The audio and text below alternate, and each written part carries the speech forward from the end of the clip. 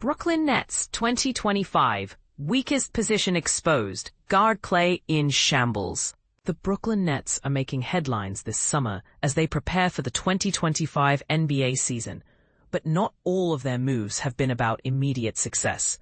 Unlike teams such as the Houston Rockets, who have aggressively pursued win-now strategies, the Nets are focusing on building a stronger foundation for the future. However, despite these efforts, the team still finds itself a considerable distance from being a championship contender. The front office has made some intriguing decisions, such as drafting Igor Demin, a 6'9" point guard known for his exceptional passing skills, with the 8th overall pick in June. Additionally, they have acquired Michael Porter Jr., a player already familiar to head coach Jordi Fernandez, who is expected to become a key offensive contributor right away.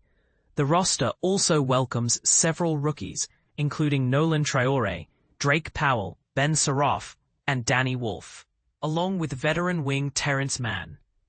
Each of these players has the potential to make a significant impact on the Nets' upcoming season, but it's clear that the team still has some gaps to fill.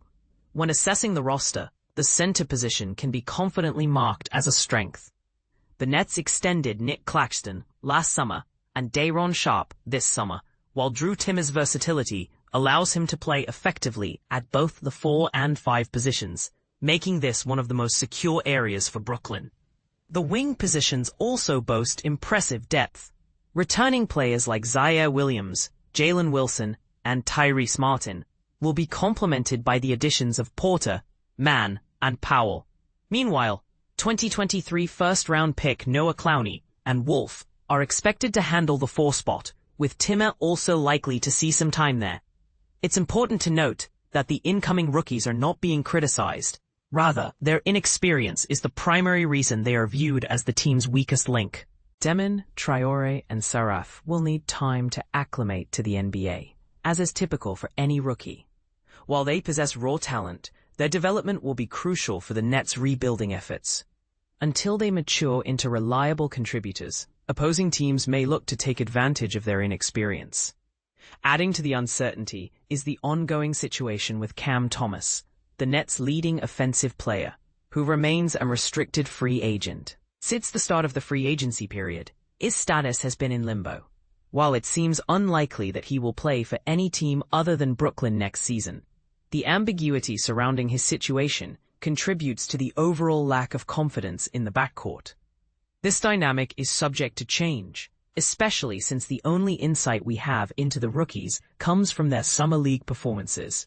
If any of them show more promise than anticipated, it would be a significant boost for the organization. For now, however, it appears that guard play is poised to be the most vulnerable aspect of the Nets as they head into the 2025-26 season. What do you think? Do you agree that the guard position is the weakest link, or do you see potential in the rookies? Share your thoughts in the comments.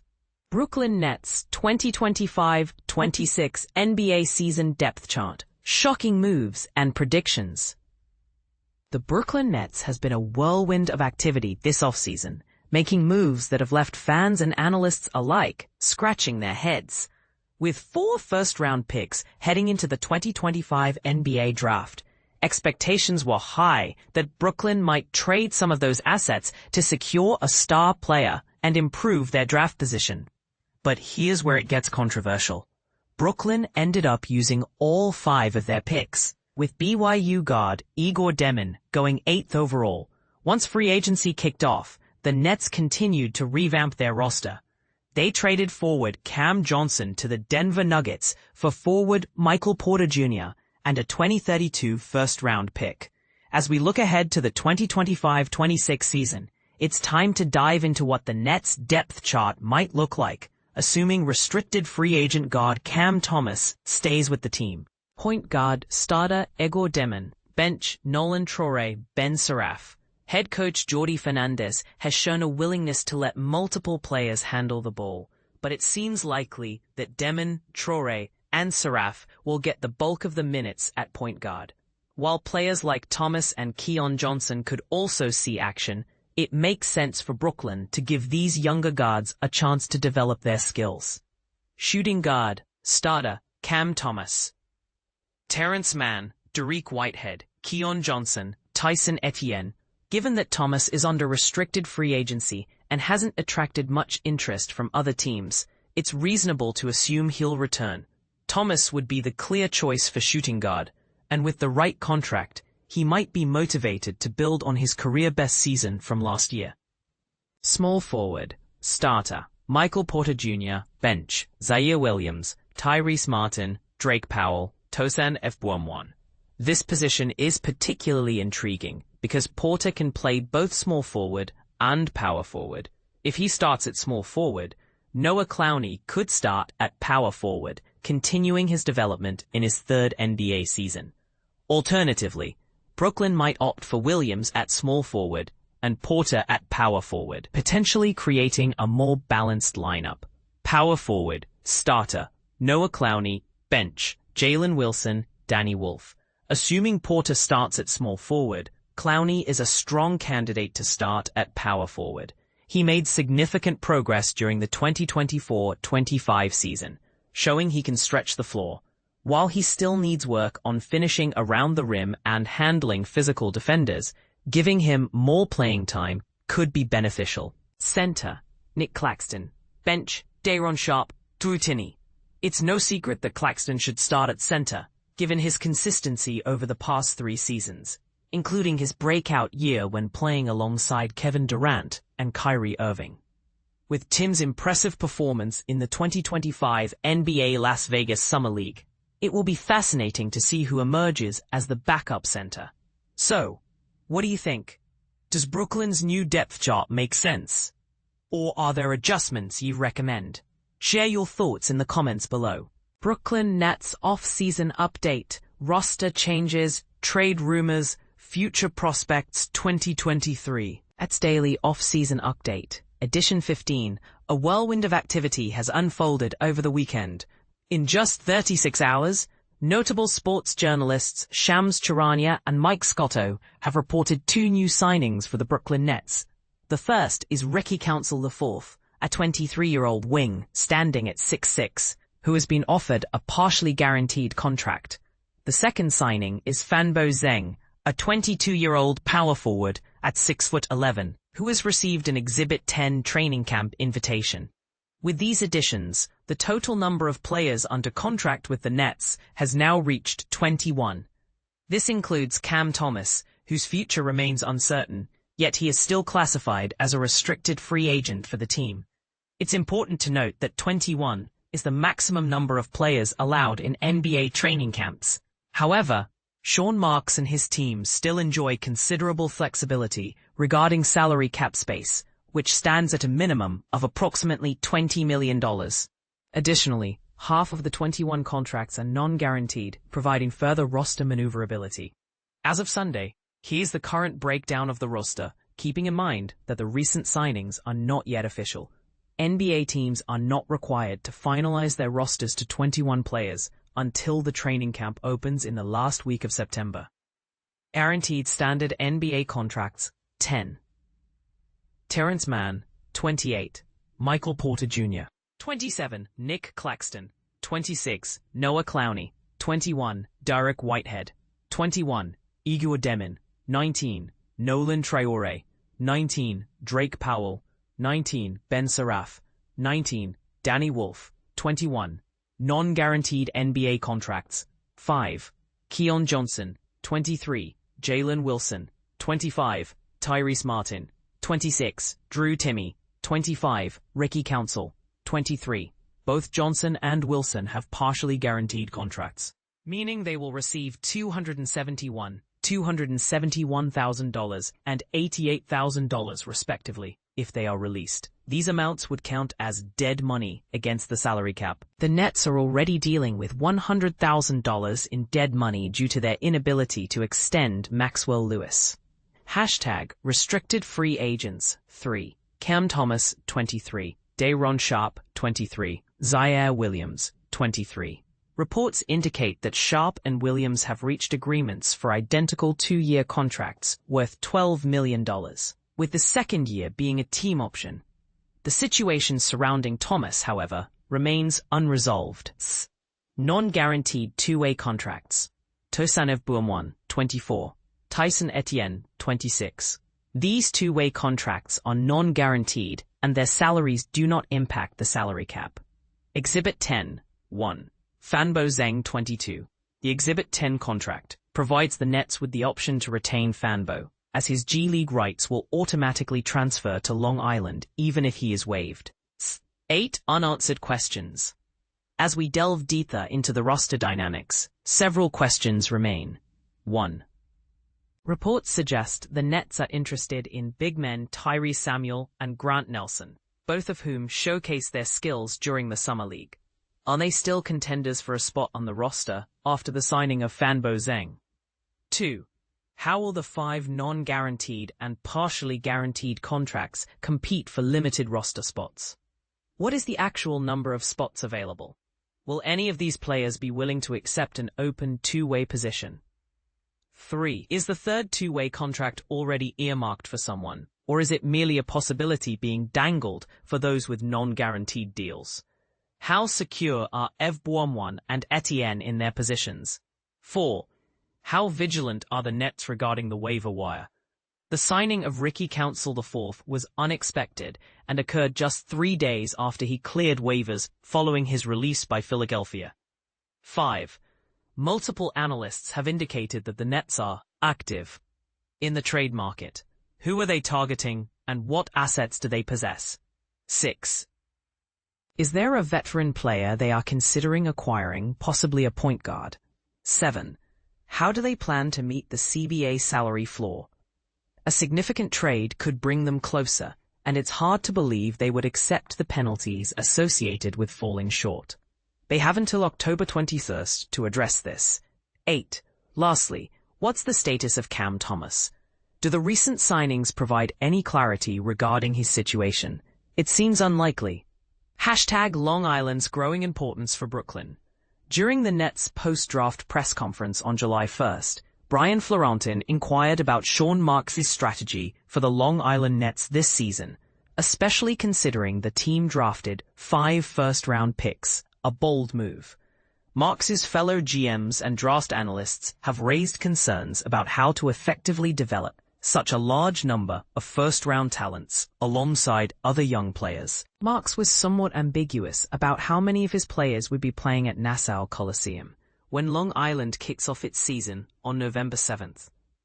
I assume some of these guys will definitely spend some time in Long Island, he stated, regarding the draft picks. We'll have to see how the season unfolds and what minutes are available for everyone. However, as Jordy mentioned, we want to foster a competitive environment.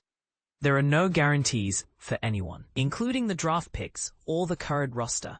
Compete, and may the best player win.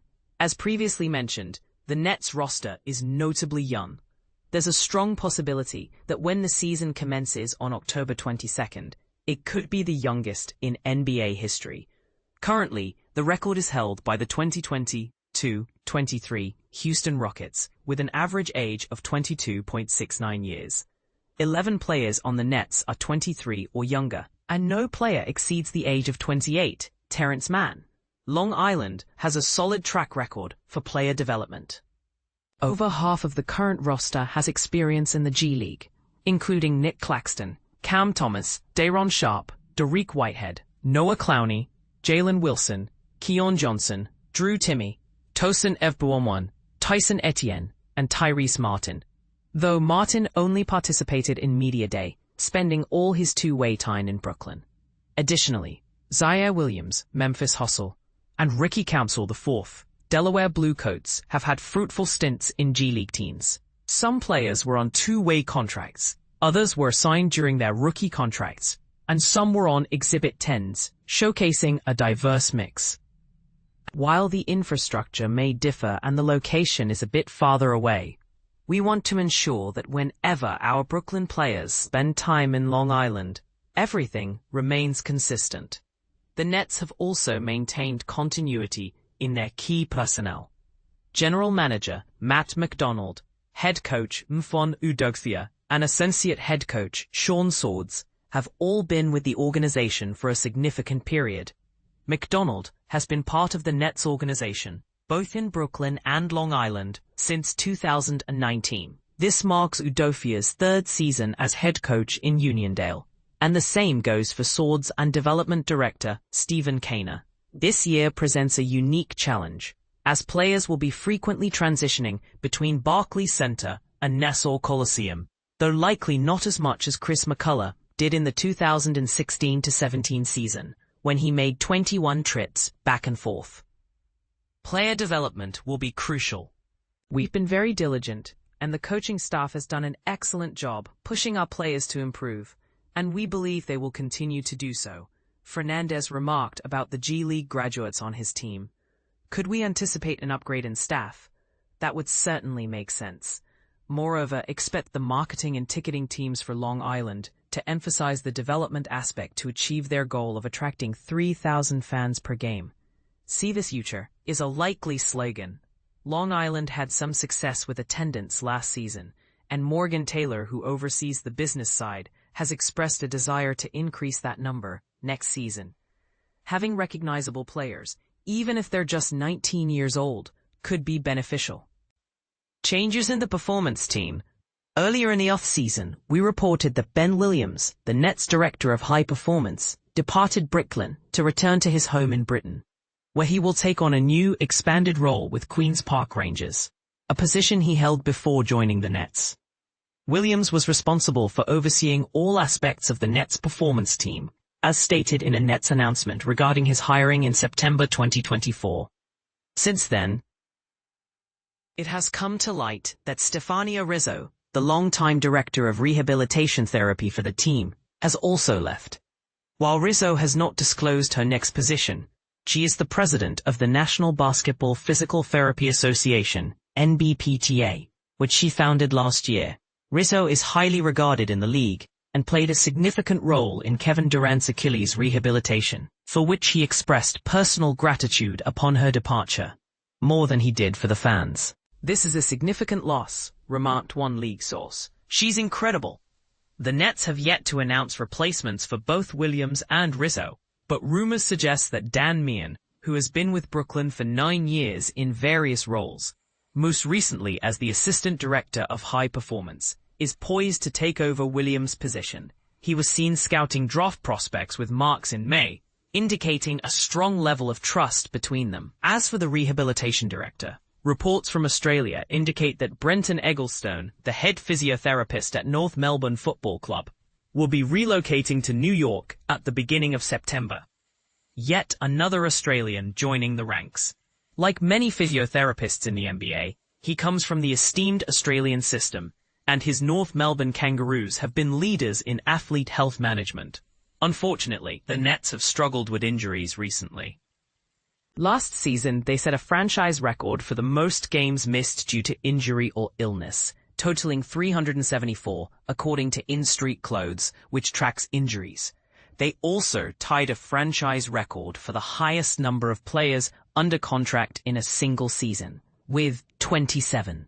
The Nets are generally recognized as a leader in performance training and rehabilitation within the NBA, boasting top-notch resources at the HSS Training Center.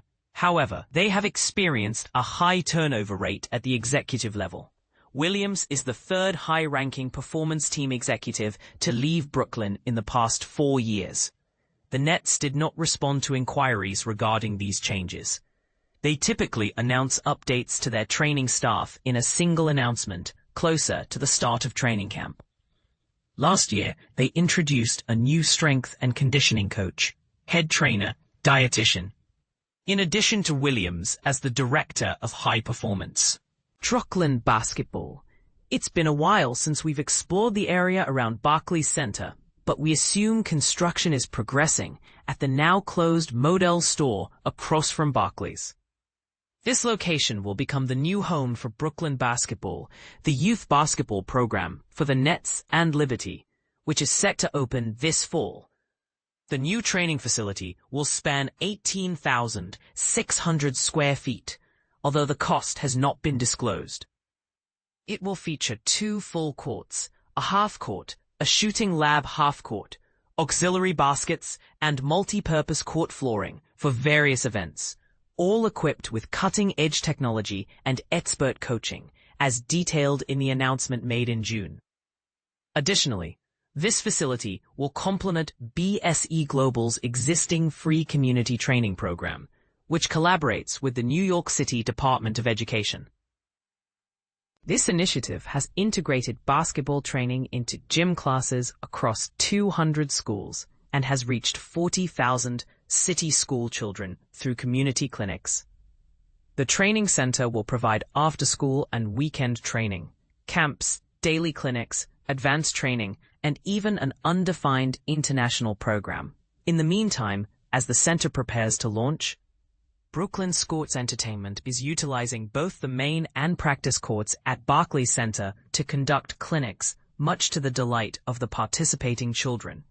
Former Nets player and current team ambassador Bernard King recently led a clinic on the main court, where he noted that the 40 kids aged 8 to 14 were in for a double surprise. On the practice court, where the Liberty will run their plays, Brooklyn Basketball hosted a clinic for 40 girls aged 6 to 14 last week. They even organized a simulated media day for the girls. This is a chance for the girls to pose with the basketball and have some fun, pretending to be the stars for the day.